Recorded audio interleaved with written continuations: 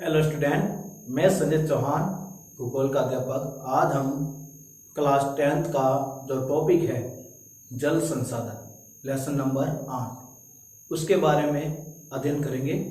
आपने बच्चों जल संसाधन में पहले के जो वीडियो थे उसके अंदर हमने केंद्र सरकार व राज्य सरकार द्वारा बनाई गई नदी घाटी परियोजना उनके बारे में पढ़ा, जिसमें से हमने पहले भाखड़ा नादल परियोजना के बारे में अध्ययन किया, फिर दामोदर घाटी परियोजना के बारे में अध्ययन किया, फिर चंबल घाटी परियोजना के बारे में अध्ययन किया और फिर हीराकुंड बांध परियोजना के बारे में अध्ययन किया।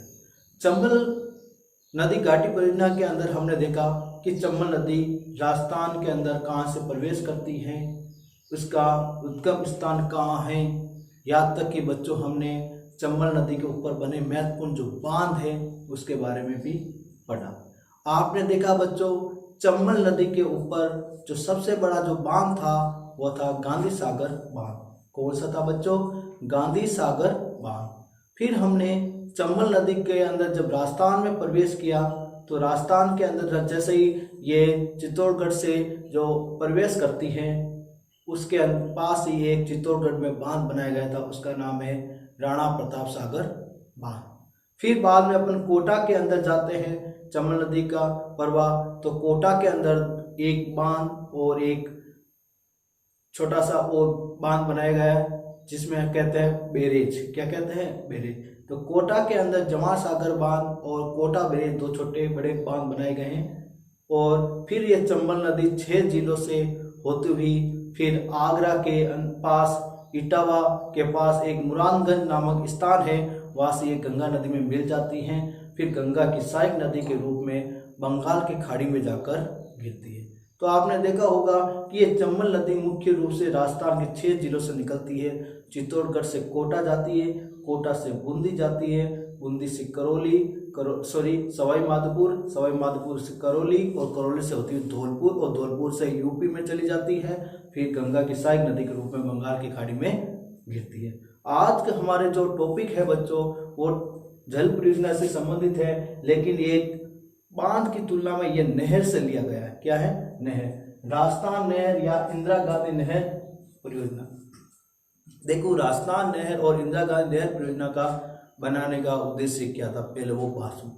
देखो राजस्थान एक मरुभूमि है जहाँ पर वर्षा की कमी है और वाष्पीकरण की मात्रा क्या है? अधिक है और हमेशा जल की क्या रहती है? कमी बनी रहती है। तो इसी जल की कमी को दूर करने के लिए राजस्थान पंजाब हरियाणा से होती हुई एक नहर का निर्माण किया गया, उसका नाम है इंदिरा गांधी नहर, जो प्राचीन नाम से राजस्थान नहर के नाम से जानी जाती थी। देखो बच्चों एक बात आपको दिमाग में रखनी है कि इस नहर का उद्देश्य या इस नहर के बारे में हमारे विचारकों को ये ख्याल किस कारण से आया तो वो तो आपको पता चल गया होगा, लेकिन इस नहर को बनाने की प्रेरणा कहाँ से मिली? तो इस नहर को बनाने की जो प्रेरणा है बच्चों वो गंगनेर से मिली। कहाँ से मिली? गंगनेर से मिली थी। राजा गंगा सिंह ने गंगनेर का निर्माण करवाया और उसी गंगनेर के माध्यम की प्रेरणा ही हमारे इंदिरा गांधी नहर को बनाना सिखाया। अब बच्चों इंदिरा गांधी नहर के बारे में थोड़ा सा हम जान लेते हैं कि इंदिरा गांधी नहर कहाँ है। तो इंदिरा गांधी नहर के बारे में सबसे पहले याद रखना है कि इंदिरा गांधी जो नहर है वो हिमालय से निकलने वाली 2 नदियों की धारा से बनी हुई है।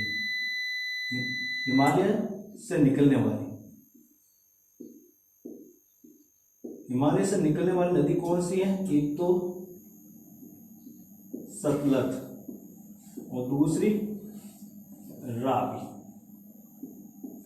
ठीक है, सतलज और रावी। और सतलज और रावी नदी के ऊपर एक बनाया गया बैरेज। क्या बनाया गया? बैरेज। और उसका नाम था हरिका बैरेज। क्या नाम था? हरिका बैरेज।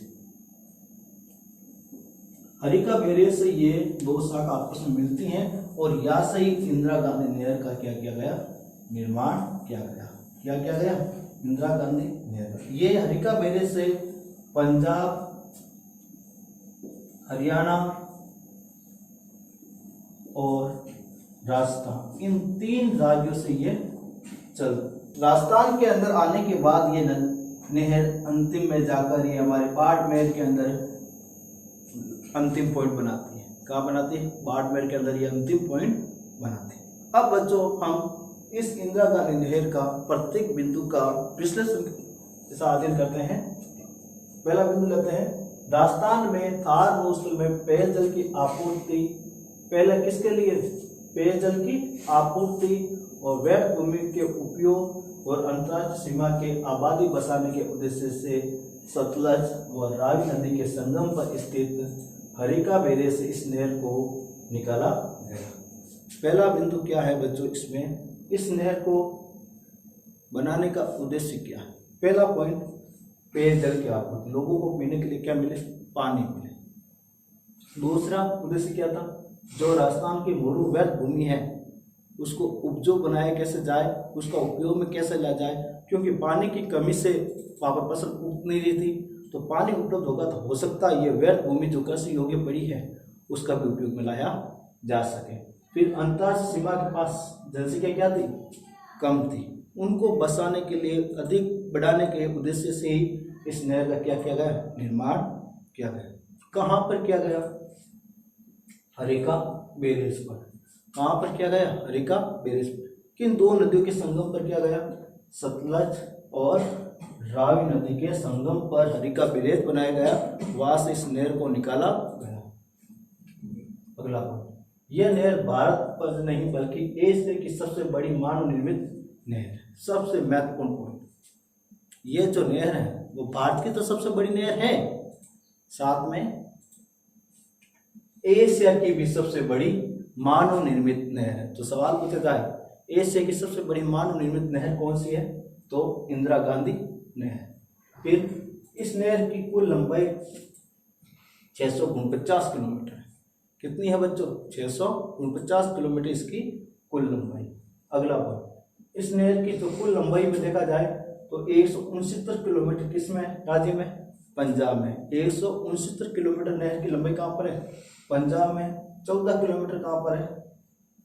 हरियाणा में। और शेष कहाँ पर है?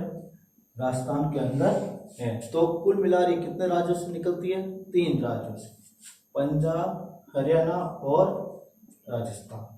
ठीक है बच्चों, अब अगला पॉइंट देखते हैं। इस नहर के द्वारा राजस्थान के 9 जिलों, कितने जिले हैं? 9 जिले। कितने कस्बे हैं? 29 कस्बे। और कितने गांव हैं? 3461 गांवों को पेयजल की आपूर्ति होती है। इस नहर के कारण जिले 9 हो गए, 29 कस्बे हो गए और 3661 जो गांव है उनको पीने के लिए क्या मिल रहा है? पानी मिल रहा है। अगला पॉइंट, इस नहर को 2 चरणों में बनाया गया। कितने चरण है? 2 चरण। पहला जो चरण है वो राजस्थान फीडर कहलाया। पहला जो चरण क्या था? राजस्थान फीडर कहलाया। और दूसरा जो चरण था वह मुख्य नहर कहलाई। क्या कहलाई? मुख्य नहर। तो राजस्थान नहर को कितने चरणों में बनाया गया? 2 चरणों में। पहला चरण क्या था? राजस्थान फीडर। दूसरा चरण क्या था? मुख्य नहर। अब हम नेक्स्ट बिंदु को लेते हैं बच्चों। राजस्थान फीडर जोन आरंभिक स्थल से, आरंभिक स्थल कहाँ है? माँ सीतावली। आरंभिक स्थल माँ सीतावली तक मुख्य नहर माँ सीतावली से मोहनगढ़ जो बाड़मेर के पास है के अंतिम बिंदु तक है। देखो माँ सीतावली से अपन आरंभिक बिंदु कहाँ है? हरिका बैरेज। हरिका बैरेज से माँ सीतावली तक तो क्या है? मुख्य नहर। और फिर बाद में वापस सुन लेना बच्चों, हरिका बैरेज से माँ सीतावली तक तो क्या है? Rajasthan feeder. Harike barrage to Masitawali Rajasthan feeder. फिर माँ सीतावली से मोहनगढ़ तक, माँ सीतावली से मोहनगढ़ तक ये कौन सी है? मुख्य नहर के रूप में बनी हुई है, जो क्रमश 204 किलोमीटर और 445 किलोमीटर है। तो मुख्य नहर और फीडर नहर है वो 204 और 245 किलोमीटर है। फीडर कितनी हुई? 204, मुख्य नहर हुई 445 किलोमीटर। अगला, इस नहर के द्वारा थार मरुस्थल में सिंचित क्षेत्र का विकास करने के उद्देश्य से विभिन्न शाखाएं तथा लिफ्ट नहरें निकाली गई। और इस नहर के द्वारा थार मरुस्थल में सिंचित क्षेत्र का विकास करने के उद्देश्य से ये अलग अलग नहरें भी निकाली गई।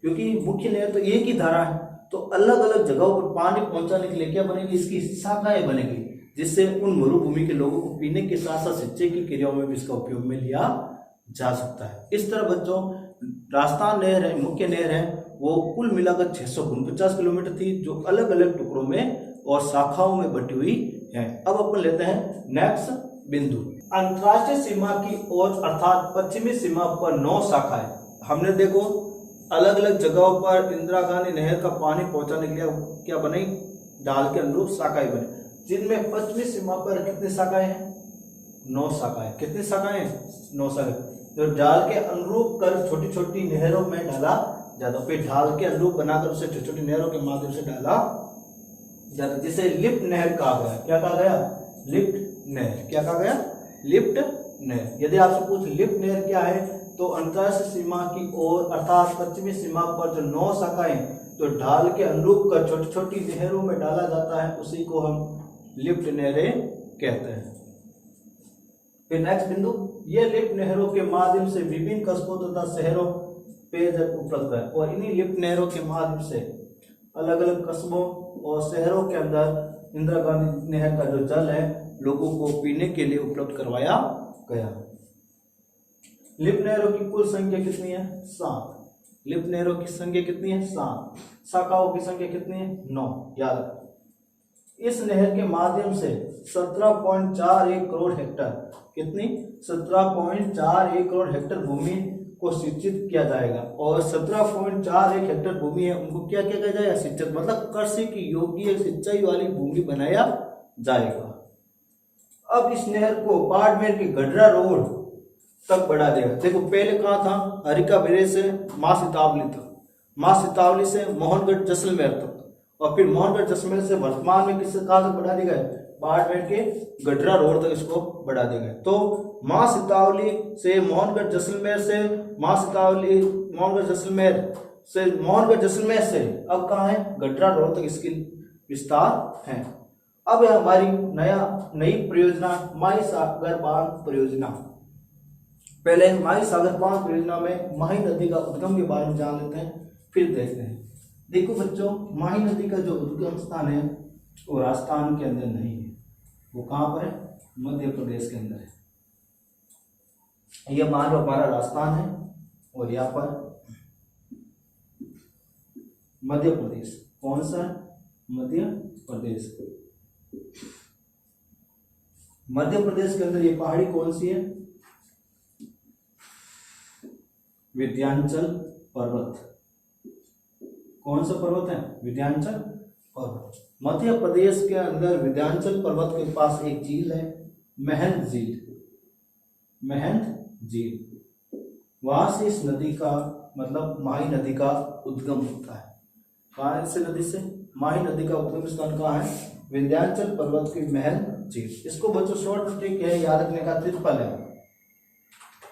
तिरपल। माही मध्य प्रदेश, महंत झील, माही मध्य प्रदेश और महंत झील, ठीक है। और यहाँ से ये नदी निकलती है, और बांसवाड़ा के पास जो कौन से गांव है, खातू ग्राम। कहाँ पर, बांसवाड़ा, बांसवाड़ा खातू ग्राम से ये नदी राजस्थान में प्रवेश करती है। फिर बांसवाड़ा से प्रतापगढ़, डूंगरपुर से होती हुई, और बांसवाड़ा, प्रतापगढ़ और डूंगरपुर से होती हुई ये कहाँ पर चली जाती है, गुजरात राज्य। कहाँ पर चली जाती है, गुजरात राज्य में। तो इस तरह यदि अपन देखते हैं तो माही नदी कितने राज्य से गुजरती है, 3 राज्य से। पहला मध्य प्रदेश, दूसरा राजस्थान, तीसरा गुजरात। ये 3 राज्यों से ये नदी प्रवाहित होती है, और ये राजस्थान में कितने जिलों से बहती है, 3 जिलों से, डूंगरपुर, बांसवाड़ा और प्रतापगढ़, ये राजस्थान में प्रवाहित होती है। और राजस्थान में जब ये नदी प्रतापगढ़ के अंदर जाती है तो यहाँ पर एक मैदान बनाती है, उसका नाम है छप्पन का मैदान। प्रतापगढ़ के अंदर कौन सा मैदान, छप्पन का मैदान, जहाँ पर 56 गांवों का समूह है, गांवों का समूह, छप्पन का मैदान कहलाता है। ये प्रतापगढ़ में बनाता है चमन नदी, और इसे उपनाम में जानते हैं तो बांगड़ व काठल की गंगा भी कहते हैं।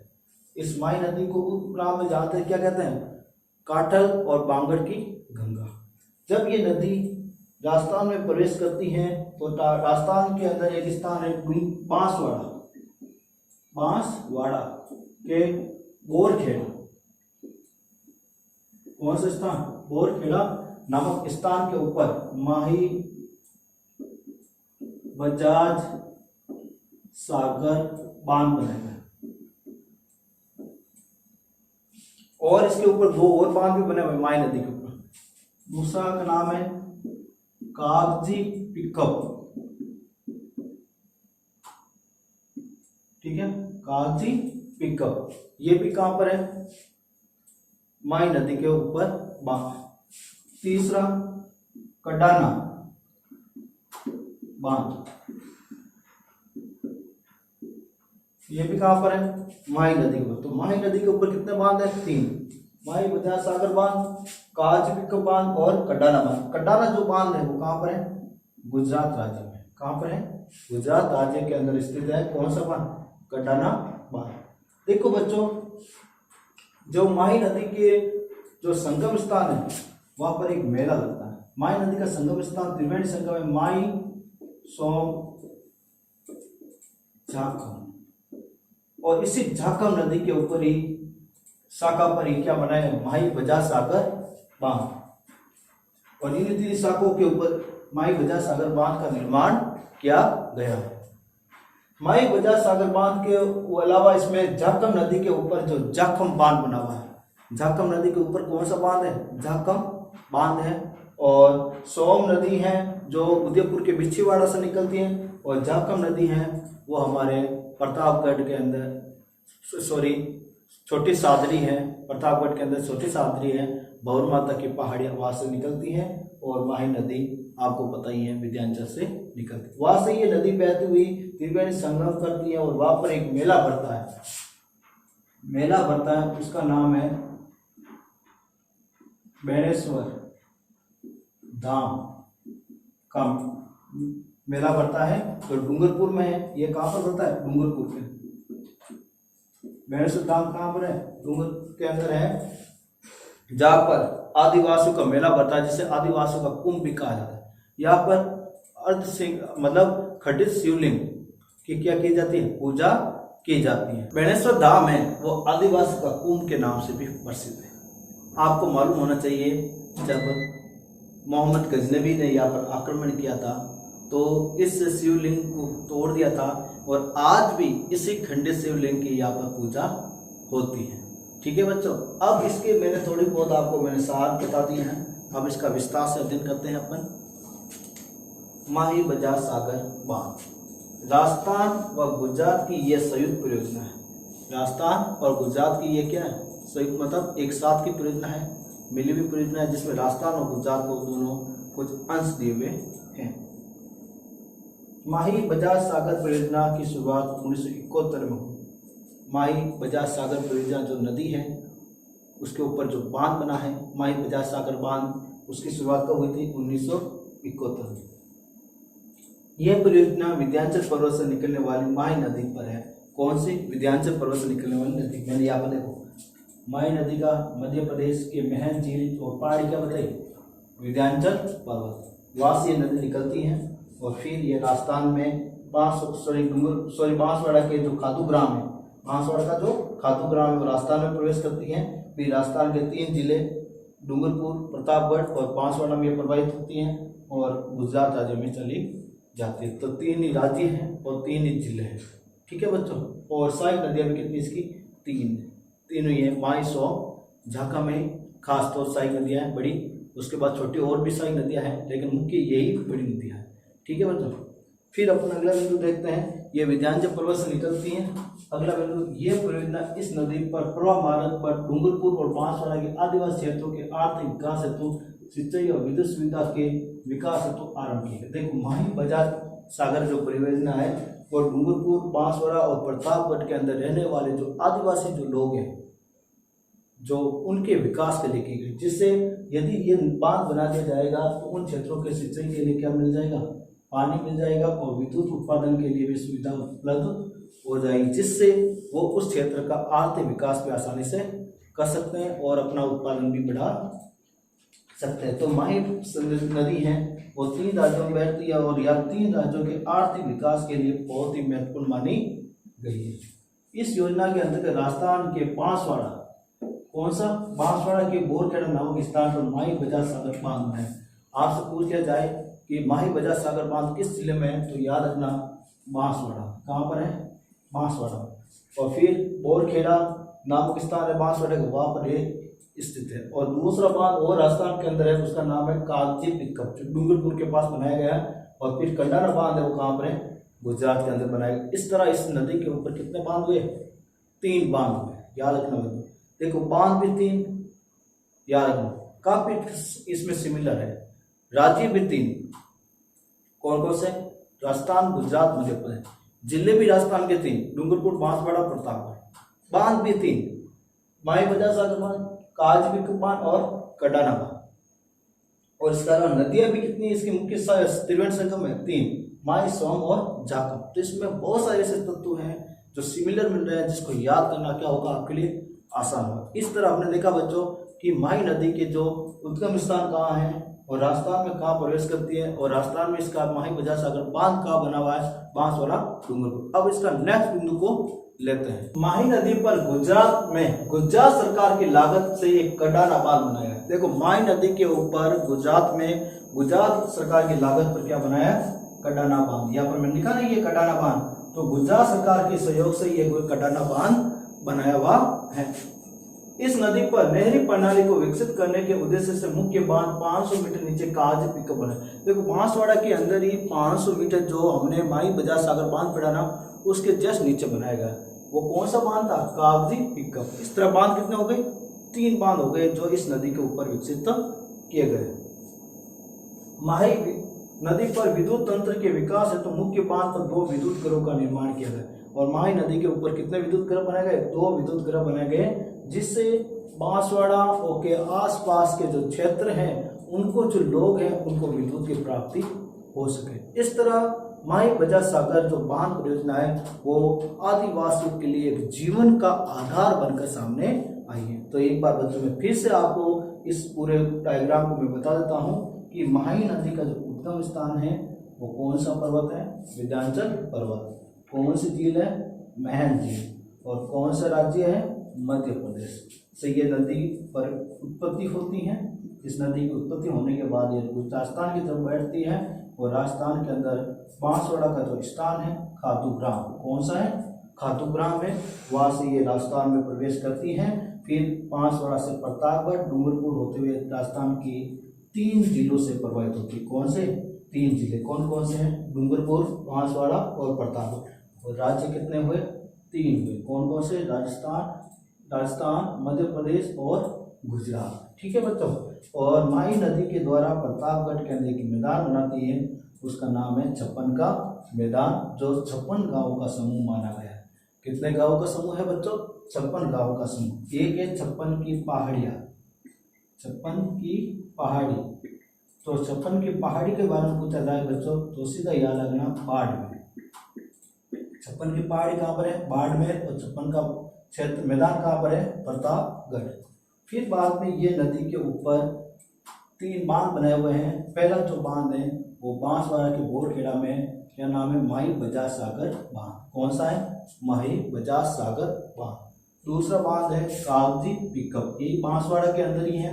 जो माही बजाज सागर जो बांध है उससे 500 मीटर नीचे बनाया गया है। और तीसरा बांध है कंडारा बांध, जो गुजरात सरकार के द्वारा गुजरात राज्य में बनाया गया। तो इस पर बांध भी कितने हुए, 3। पहला माही बजाज सागर बांध, दूसरा कागजी पिकअप और तीसरा कंडारा। ठीक है बच्चों। और ये नदी फिर डूंगरपुर के अंदर जाकर त्रिवेणी संगम बनाती है। कौन सा संगम बनाती है, त्रिवेणी संगम। कौन कौन सा, माही, सोम, झाकम। कौन सा, माही, सोम, झाकम। माही, सोम, झाकम ये त्रिवेणी संगम बनता है। वहाँ पर एक मेला पड़ता है, उसका नाम है बेणेश्वर धाम मेला, डूंगरपुर के अंदर। वहाँ पर क्या होता है बच्चों, जो खंडित शिवलिंग है उसकी क्या होती है, पूजा होती है। इसे आदिवासियों का कुंभ के नाम से भी जाना जाता है। और ये जो मेला है वो जनवरी फरवरी में भरता है।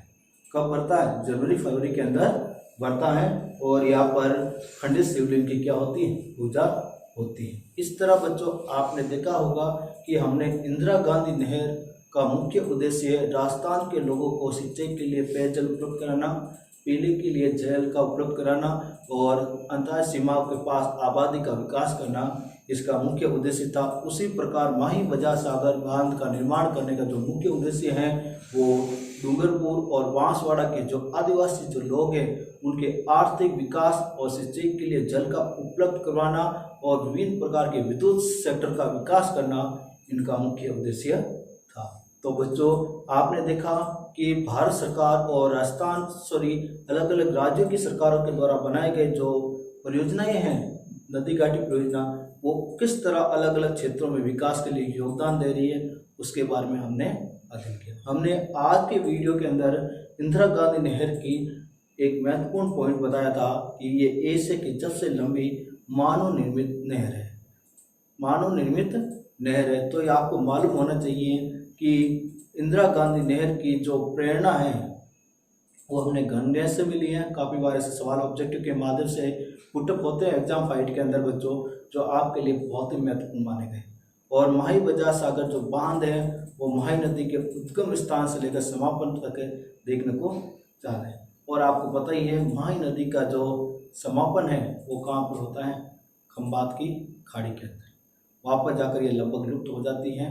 और इसके अलावा माही नदी आदिवासियों की जीवनदायिनी नदियों के नाम से जानी जाती है। तो बच्चों आज के वीडियो के अंदर हमने इंदिरा गांधी नहर और माही नदी परियोजना के बारे में अध्ययन किया। तो अब नेक्स्ट वीडियो है उसके अंदर राजस्थान की कुछ लघु परियोजनाएं हैं, सोम अंबाल परियोजना है और बहुत सारी छोटी छोटी परियोजनाएं हैं, उन सब के बारे में अध्ययन करेंगे और साथ में जल संरक्षण क्या है उनके बारे में भी पढ़ेंगे। Thank you.